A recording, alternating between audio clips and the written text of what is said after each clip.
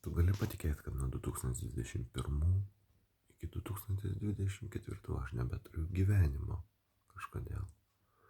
Tu gali patikėti, kad nuo 2016 iki 2019 galo aš esu persekiojamas labai.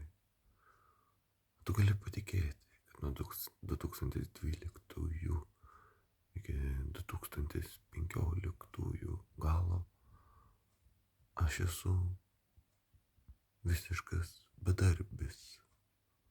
Tu gali patikėti, kad 2023 man žiauriai nepasisekė pasirinkti vietas. O tu gali patikėti, kad 2022 buvau geriausios savo fizinės formos. Ir buvau greičiausias.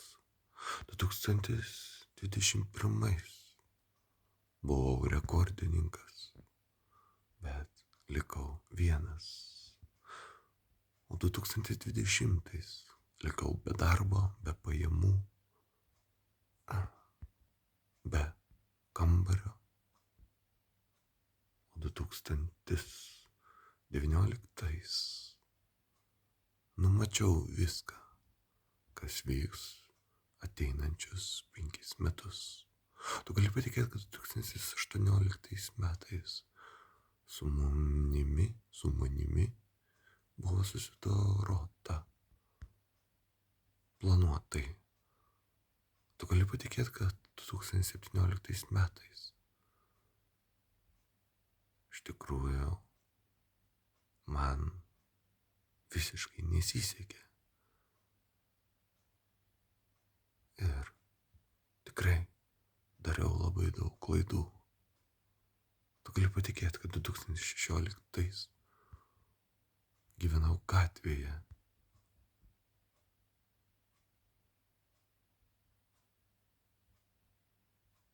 Tu gali patikėti, kad 2015 pradėjau intensyviai sportuoti. Tu gali patikėti, kad 2014 aš buvau nunuodytas. Tu gali patikėti, kad 2013 aš praradau savo mėgstamiausią hobį - krepšinį. Tu gali patikėti, kad 2012 galėjau dalyvauti Londono olimpinėse žaidynėse. Bet netekau visko ir pradėjau gerti. Tu gali patikėti, kad 2011 baigęs mokyklą nusiskutau galvą ir jau pasiruošiau kalėjimui arba gatvėje. Tu gali patikėti, kad 2010 aš pirmą kartą išsilaikiau ir išlaikiau save. Ir pradėjau vairuoti mašiną. Tu gali patikėti, kad 2009 metais aš dar vis buvau nepilnametis, paauglys.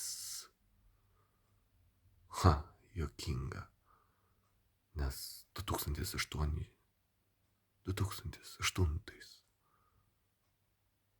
aš žinojau, kad jau esu suaugęs žmogus. Kvailiai